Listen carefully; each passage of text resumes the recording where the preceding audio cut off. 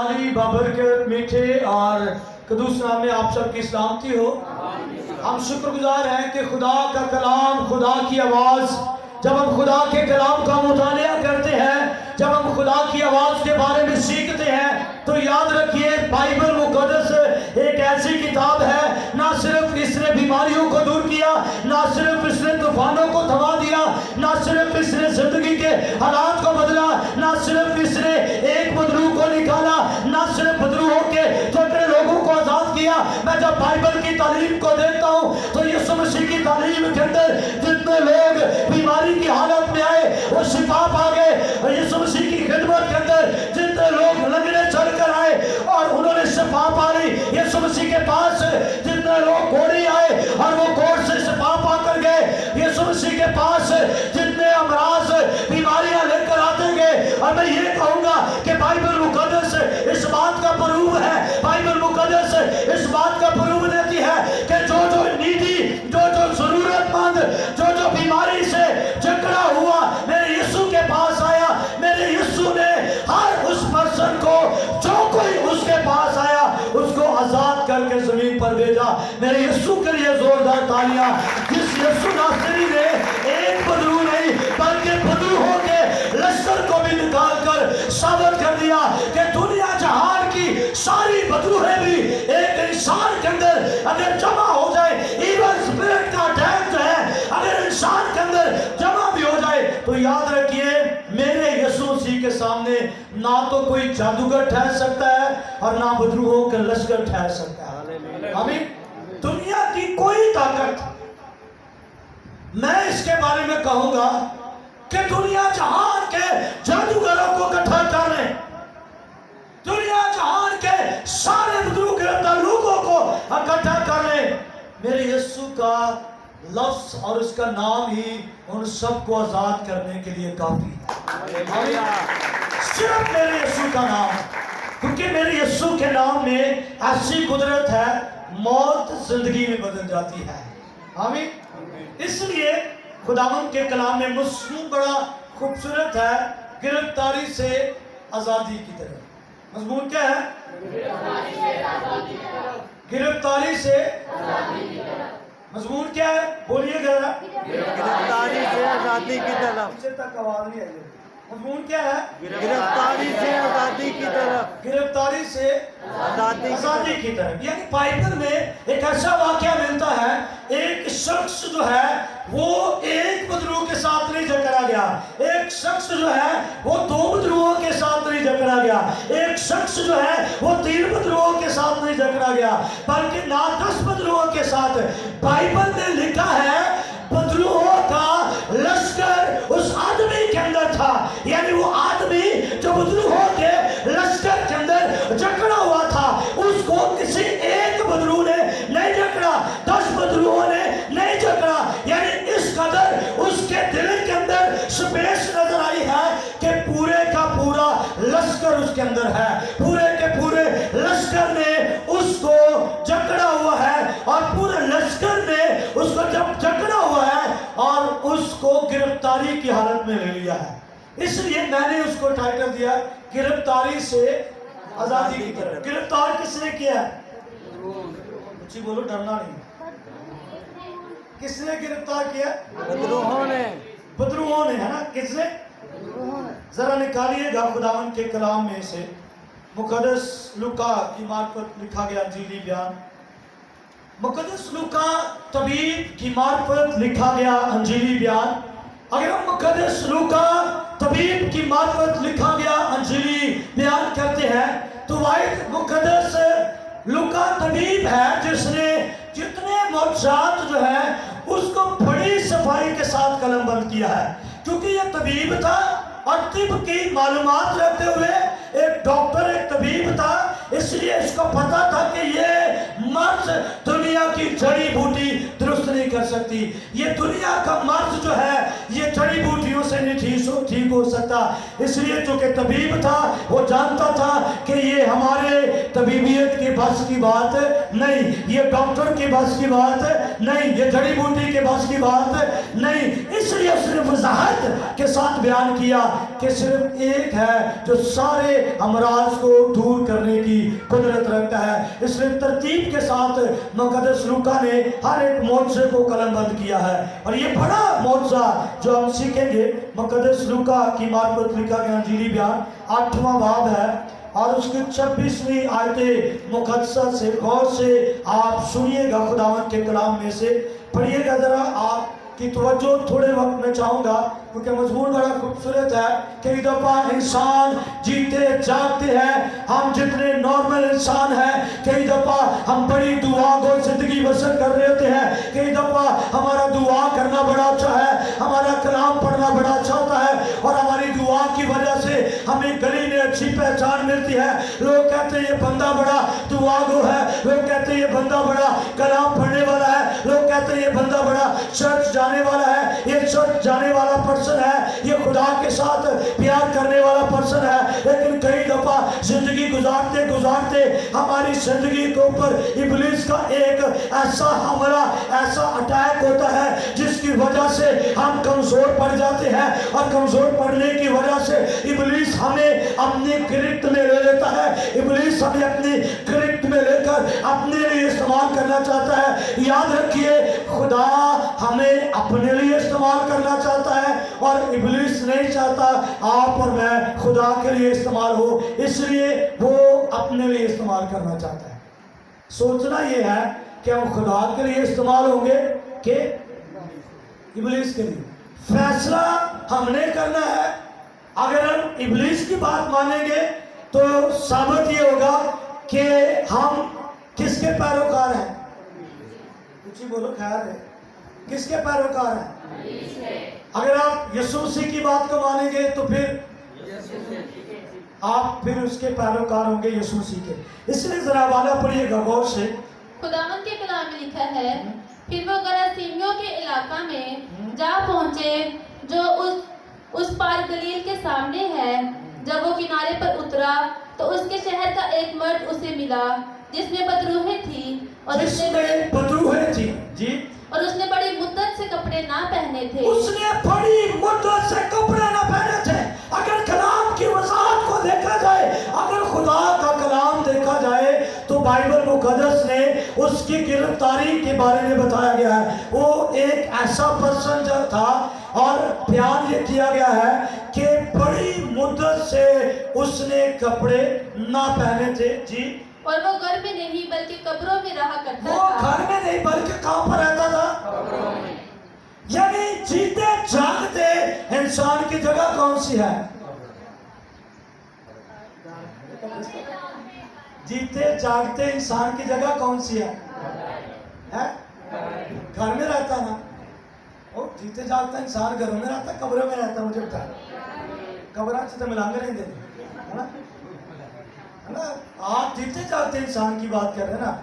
इसका मतलब जब ये सही था तो ये कहां पर रहता था?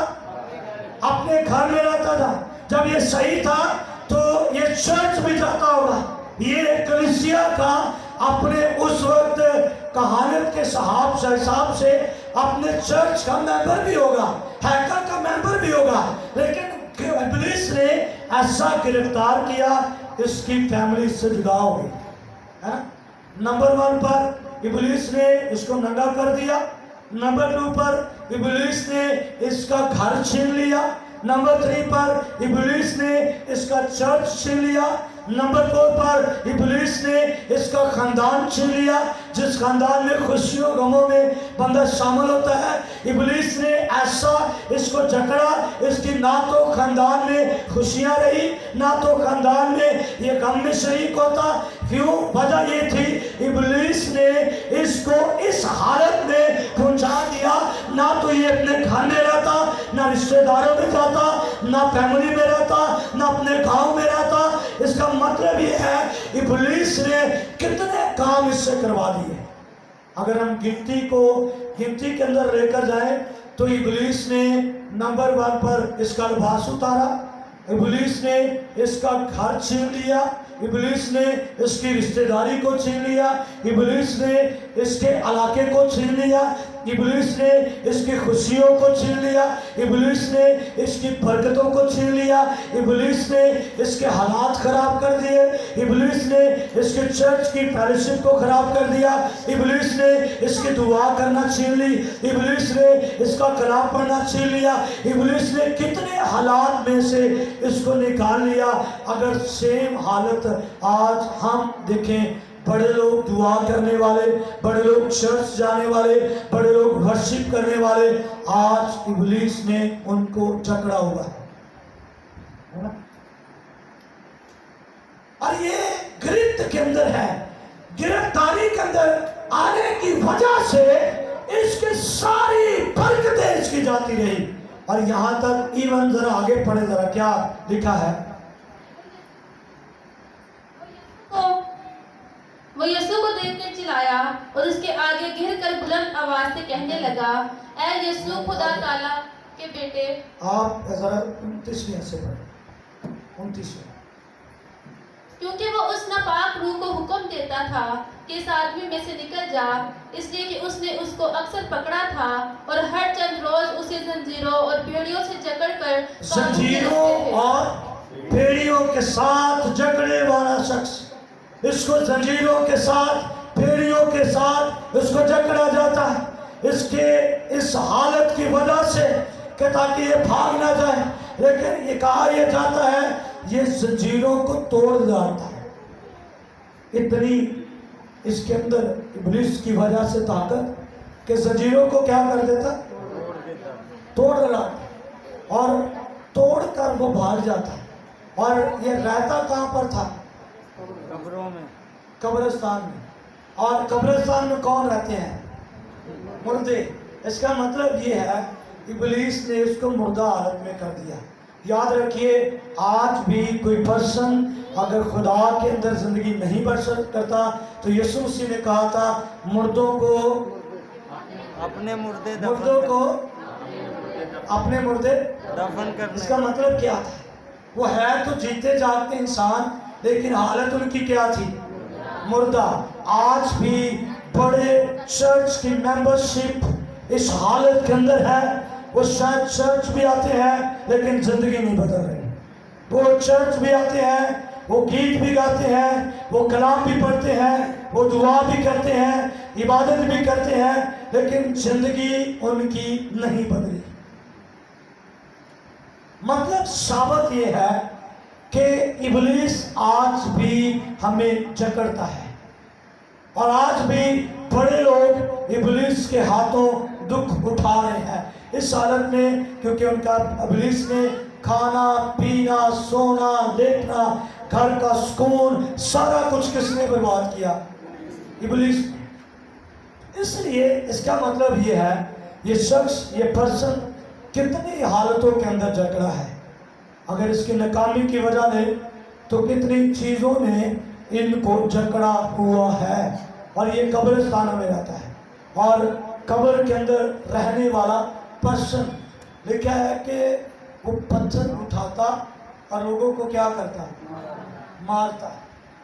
लोगों को क्या करता था? इसका मतलब इसकी दहशत की वजह से लोग उस कब्रिस्तान में से आज भी कई दफ़ा कॉन्सेप्ट साडा इंजदा है कि असी कभी सुर्खी पाउडर लाया है ना, कहना कब्रिस्तान के लागे नहीं ना नंगे, है ना। आप सोच का अंदाज़ा लगाएं अपनी। मावा ने पहले ही पुत्रों को पट्टियां पढ़ा दी, एक तो दिन ना नंगे हो एवं ना कितने बदुमा चल रहे, है ना। आपका ईमान इतना मजबूत होना चाहिए। वही बोलने ना जड़े लैके असी कबर ते पाने ना, उदों नहीं सारे जनाजे बड़ी चंबड़ियाँ, है ना। आप अंदाज़ा करें ना, अगर आप कब्रिस्तान में कब्र में जाते हैं तो फूल भी वहाँ पर कब्र में रखे जाते हैं और मोमबत्तियाँ भी जलाई जाती है, खुशबू होती है ना। उन्होंने क्यों नहीं फाड़ दिया, है ना। मतलब ये हमारा ईमान बड़ा वीक और कमज़ोर है। आज ईमान कमज़ोर होने की वजह से आज बहुत सारे घरों के अंदर यकीन माने बड़े बच्चा पैदा है ना तो ताले बने होंगे है ना।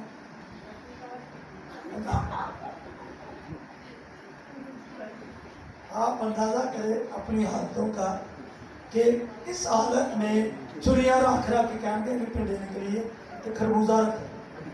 हम दसो कि खरबूजा बड़ा है या यीशु बड़ा है। आप इन हालतों से बाहर क्यों नहीं आ रहे?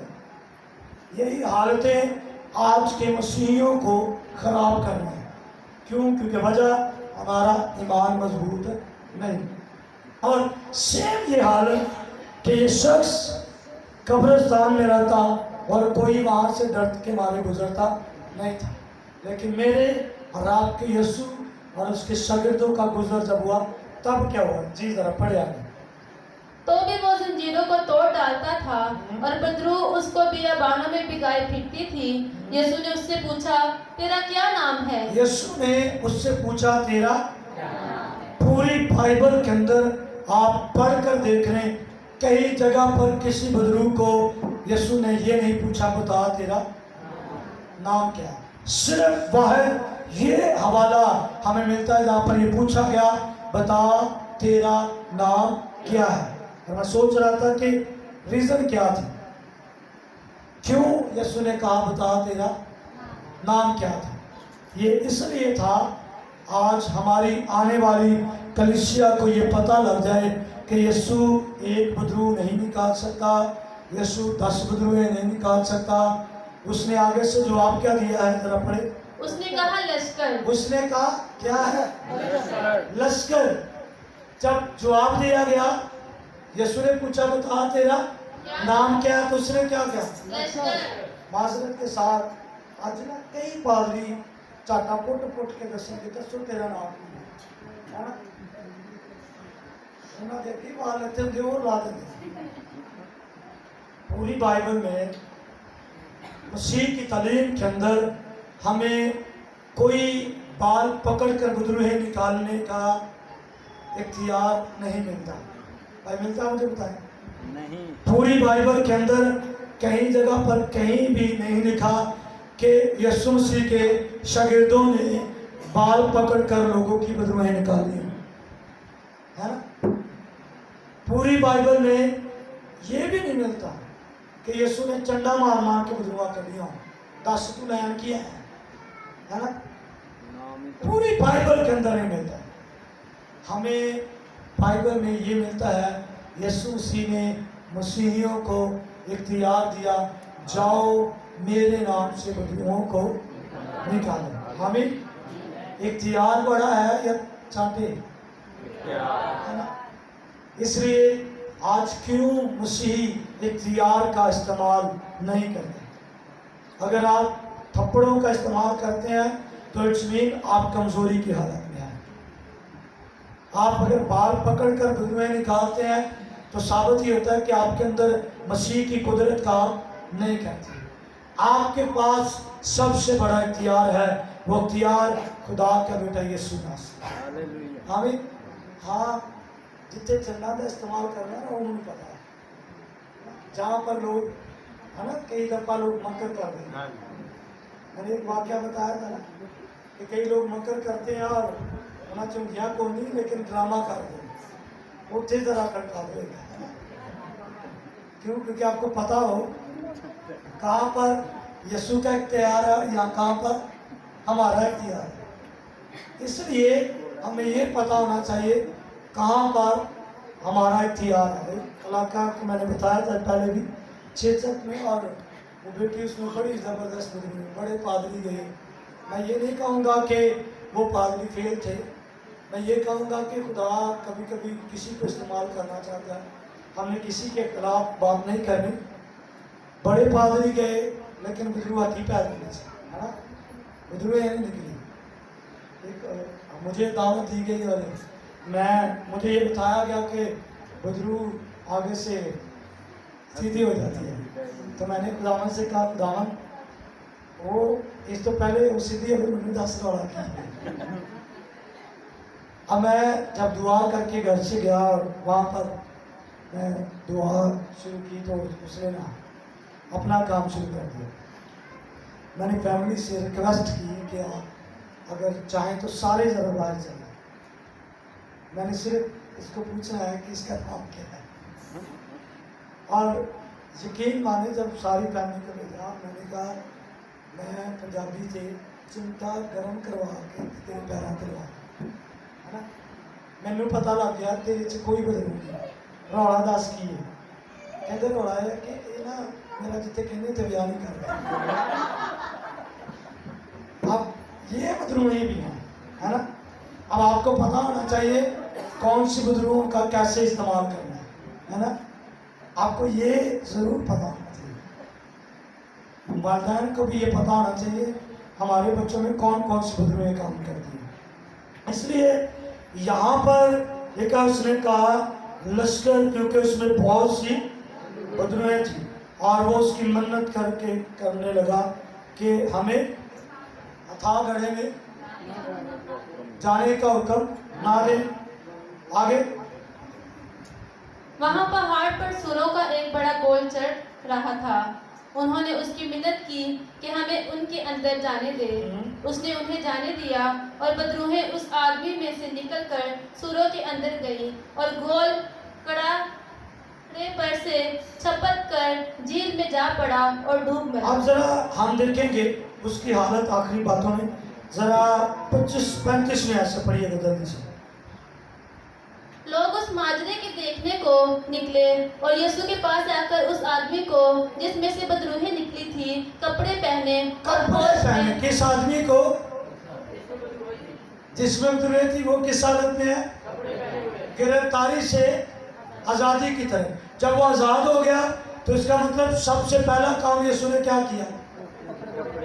उसको कपड़े पहनाए गए।